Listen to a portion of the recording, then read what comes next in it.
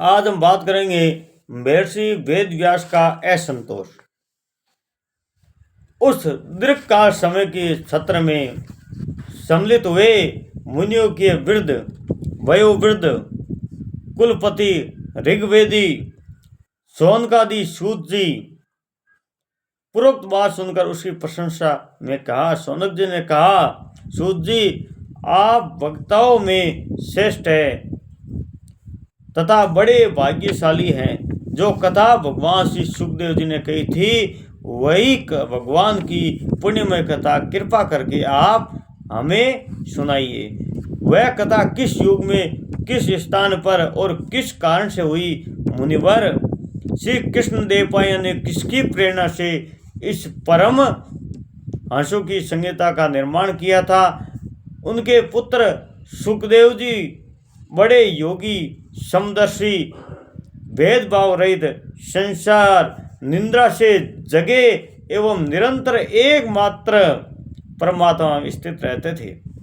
छिपे रहने कारण मूढ़ से प्रतीत होते थे। व्यास जी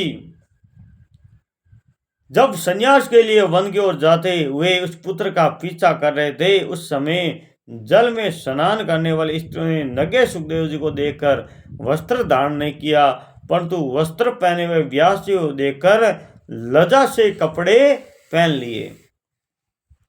इस आशय को देखकर जब व्यास जी ने उन स्त्रियों से इसका कारण पूछा, तब उन्होंने उत्तर दिया कि आपकी दृष्टि में तो अभी स्त्री पुरुषों का भेद बना हुआ है, परंतु आपके पुत्र की शुद्धि दृष्टि में इसका कोई भेद नहीं है।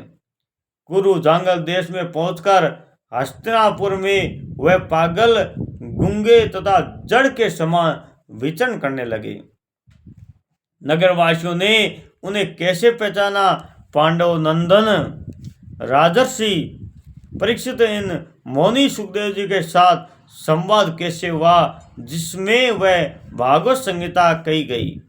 महाभाग सुखदेव जी की तो गृहस्थों के घरों में तीर्थ स्वरूप बना देने के लिए उतनी ही देर उनके दरवाजे पर रहते थे जितनी देर में एक गाय दुही जाती है। सूत जी, हमने सुना है कि अभिमन्यु नंदन परीक्षित भगवान के बड़े प्रेमी भगत हैं और इनके अत्यंत आश्चर्य में जन्म और कर्मों का वर्णन कीजिए। वह तो पांडव वंश के गौरव बढ़ाने वाले सम्राट थे। वो भला किस कारण से साम्राज्यशील लक्ष्मी का परित्याग करके गंगा तट पर मृत्यु पर्यंत अनशन व्रत में बैठ गए? शत्रुघ्न अपने भले के लिए बहुत सा धन लाकर उनके चरणों में रखने की चौकी को नमस्कार करते थे। वो एक वीर युवक थे। उन्होंने उस दुष्टवज लक्ष्मी को अपने प्राणों के साथ भला उसे त्याग देने की इच्छा क्यों की? जिन लोगों के जीवन भगवान के आश्रित है वो तो इस संसार में परम कल्याण अभ्युदय और समृद्धि के लिए ही जीवन धारण करते हैं।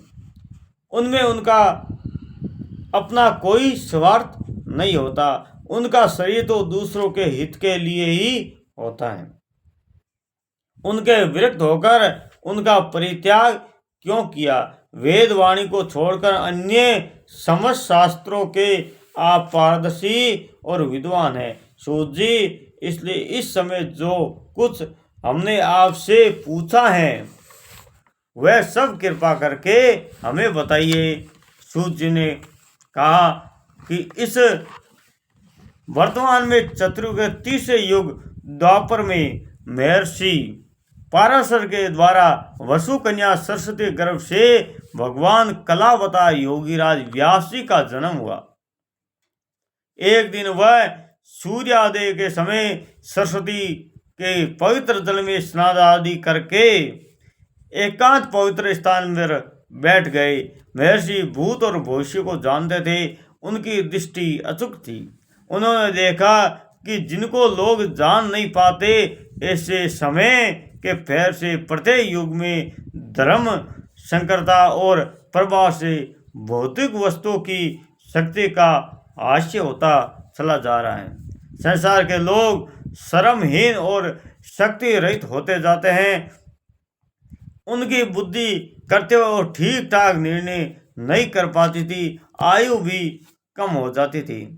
लोगों की इस भाग्यहीनता को देखकर उन मुनीश्वर ने अपनी दिव्य दृष्टि से समस्त वर्णों और आश्रमों के हित कैसे हो, इस पर विचार किया। उन्होंने सोचा कि वेदोक्त चातुर्थ कर्म लोगों के हृदय शुद्ध करने वाला, इस दृष्टि का यज्ञों का विस्तार करने के लिए उन्होंने एक वेद के 4 विभाग कर दिए।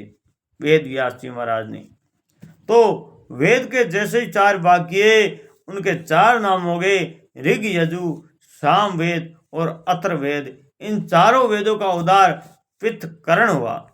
इतिहास के पुराणों का 5वां वेद कहा जाता है और उसमें से ऋग्वेद के पहल सम गान का विद्वान जैमिनी और यजुर्वेद के एकमात्र स्नातक वैशंपायन हुए।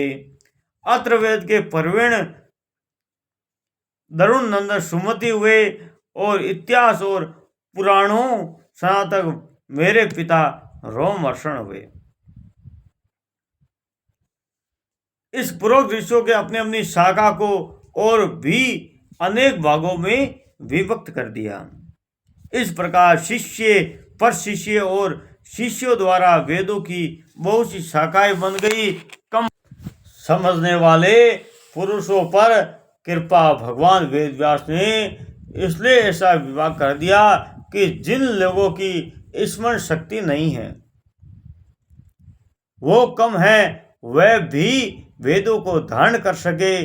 स्त्री, शूद्र, पतित, द्विजाति तीनों ही वेद शरण के अधिकारी हैं। इसलिए वह कल्याणकारी शास्त्रों कर्मों के आश्रम में भूल कर बैठते हैं। अब इसके द्वारा उनका भी कल्याण हो जाए, ये सोचकर महामुनि व्यास जी ने बड़ी कृपा करके महाभारत इतिहास की रचना की। सौनकादि ऋषियों, यद्यपि व्यास जी इस प्रकार अपनी पूरी शक्ति और सदा सर्वदा प्राणियों के कल्याण में ही लगे रहते थे, तथापि उसके हृदय में संतोष नहीं हुआ। उसका मन कुछ खिन्न सा लग रहा था। सरस्वती नदी के किनारे पवित्र तट पर एकांत में बैठकर धर्मवेता व्यास जी मन ही मन विचार करने लगे कि इस प्रकार कहने लगे कि निष्फल भाव से ब्रह्मचर्य व्रतों का पालन करते हुए वेद गुरुजनों और अग्नियों का सम्मान किया है और उसकी आज्ञा का भी पालन किया है। महाभारत की रचना के ब्रह्मा ने मैंने वेद के अर्थ खोल दिए हैं, जिसका स्त्री शूद्र आदि भी अपने अपने धर्म कर्म का ज्ञान प्राप्त कर लेते हैं। यद्यपि मैं ब्रह्म तेज से अपूर्ण काम सा जान पड़ता हूँ, अवश्य ही अब तक मैंने भगवान का प्राप्त कराने वाला धर्मों का प्राय निरूपण नहीं किया है। वह ही धर्म परमहंसों को प्रिय है और वही भगवान को भी प्रिय है। हो न हो मेरी अपूर्णता का यही कारण है। कृष्ण देवपायन व्यास इस प्रकार अपूर्ण सा मानकर सब खिन्न हो रहे हैं। इस प्रकार पूर्वोक्त आश्रम पर देव ऋषि नारद जी आ पहुंचे। उन्हें आया देख व्यास जी तुरंत खड़े हो गए। उन्होंने देवताओं के द्वारा सम्मानित देव ऋषि नारद की विधि पूर्वक पूजा की। आज हमने इस बारे में बात की कि मैं श्री वेद व्यास को असंतोष क्यों हुआ, इस बारे में आज हमने बात की। और कल हम भगवान के यश कीर्तन की महिमा और देव ऋषि नारद जी का पूर्व चरित्र के बारे में बात करेंगे। तो वीडियो जरूर देखें, जिससे आप लोगों को पता चले कि भागवत असली में चीज क्या है और भागवत पूरी जानने के लिए ये सभी वीडियो आपको देखने जरूरी है। जय श्री राम, राधे राधे।